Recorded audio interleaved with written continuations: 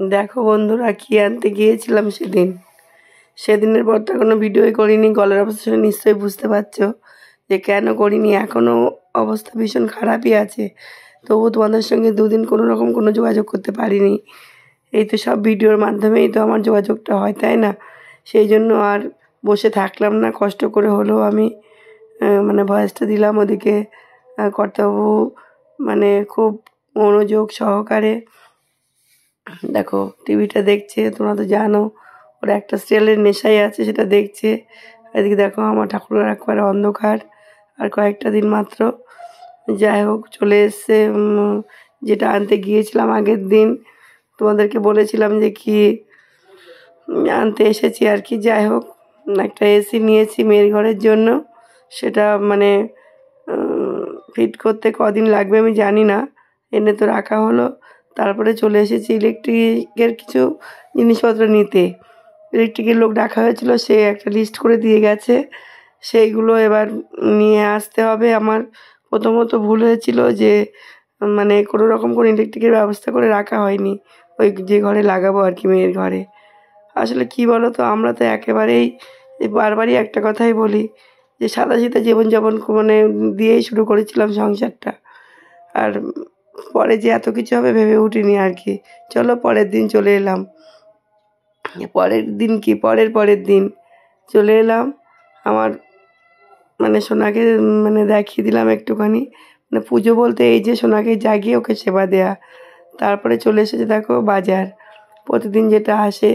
এটা কলমি শাক, তখন না ভয়েস দিয়েছিলাম কিন্তু যাক বন্ধ করে দিতে হয়েছে। এটা হচ্ছে তোমার হেলেঞ্চা, আর এটা মিষ্টি কুমড়ো আছে, ভীষণ সুন্দর কালারটা। তারপরে আছে 2 লেবু, একটু পটল, বেগুন, তারপরে এই যে 2-3টে বেগুন এনেছে, একটু পেঁপে এনেছে। আর এগুলো দেখিয়ে দিলাম সবজিগুলো। একটু মাছ আনেনি যেহেতু শনিবার আজকে। আর পেঁপে আর ভেন্ডি এনেছে। আর এদিকে আলু তো থাকবেই।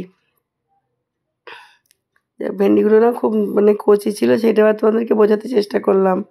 আর আলু উপরের দিকে কয়েকটা বড় আলু, নিচের দিকে ছোট ছোট আলুগুলো, সেটাও একটু দেখিয়ে দিলাম। এই যে মিশিয়ে এনেছে, অনেক রকম বুঝিয়েছিলাম তখন, কিন্তু পরে ভয়েস দিতে গিয়ে তো সবগুলো ঠিকঠাক মতো হয় না। চেষ্টা করছিলাম যে সেই সময় সব কিছু বলে দেব। আর এদিকে ঝর্ণা দেখো, ওই কিছু মশলাপাতি বলতে ওই তেজপাতা ছিল না আর সাদা জিরে ছিল না, সেইটা ফুরিয়ে গেছিলো। সেইটাই হচ্ছে ঝর্ণা গুছিয়ে নিচ্ছে। আর এদিকে দেখো এই ডাল সেদ্ধ বসিয়ে দিয়েছি, মটরের ডাল। এটা আজকে যেহেতু ওটাই রকেট ডাল হবে, টক ডাল হবে আর কি। আর ওদিকে হেলাঞ্চা আলু সেদ্ধ। আর এই কড়াইটা বসিয়েছি, এটার মধ্যে এখন ভাজাটা বসিয়ে দেবো। রান্নাটা আমিই করছি আজকে, প্রায় 3 দিন বাদে আমি রান্না করতে এসেছি। ঝর্ণার ওপর দিয়ে খুব চাপ গেল 2-3 দিন। এতটাই গতকাল, যেটা শুক্রবারের কথা বলছি, তোমরা পাবে রবিবারে এই ভিডিওটা।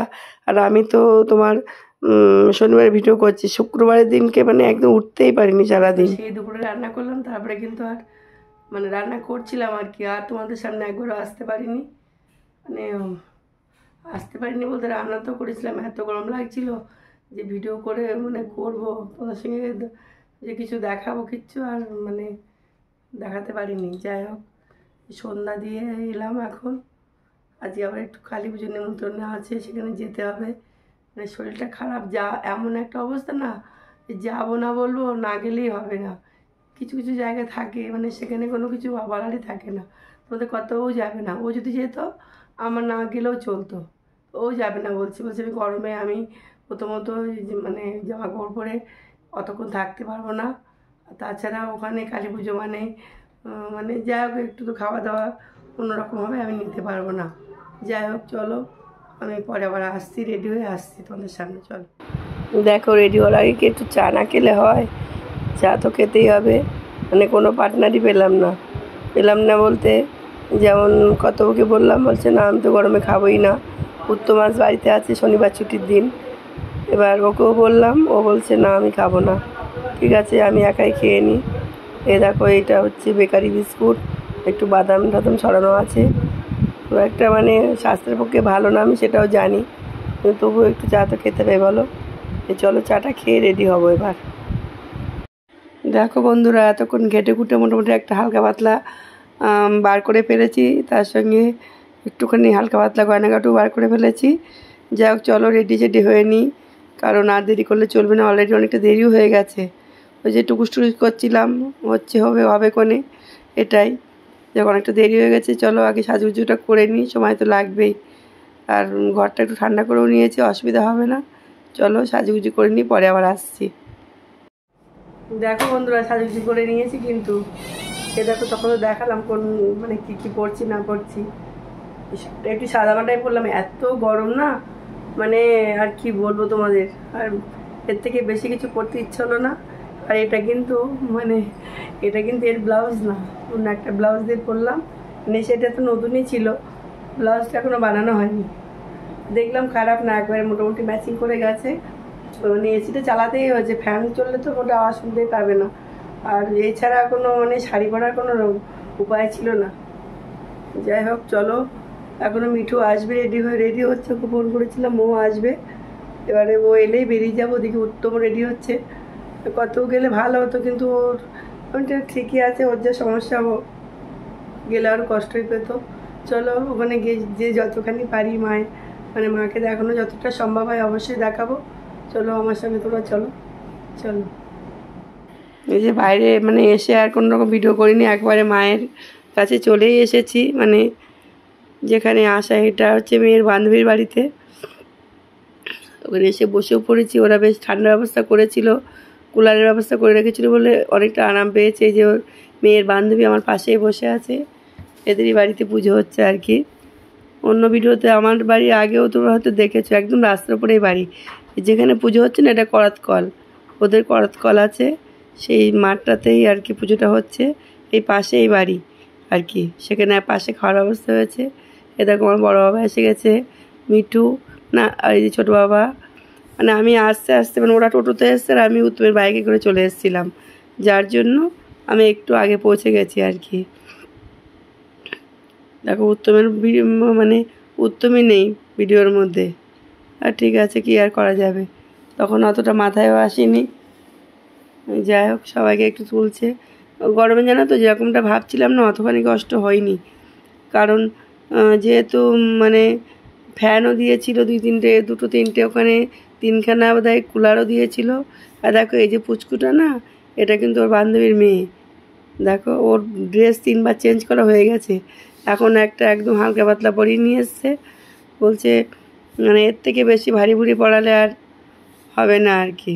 ও খুব খুশি, ভীষণ খুশি, আনন্দে ঘুরে বেড়াচ্ছে আর কি। গরমে আর কি করবে বলো। দেখো একদম রাস্তার পাশেই ওদের বাড়িটা। আর ওদের এটা বাৎসরিক পুজো, প্রতি বছরে হয়, কিন্তু করোনার জন্যে 3 বছর মতো বন্ধ গেছিলো। হ্যাঁ, বললো 3 বছরই বন্ধ গেছে আর কি। আবারও এবার থেকে হচ্ছে, শুরু করলো আবারও। দেখো কি মিষ্টি না।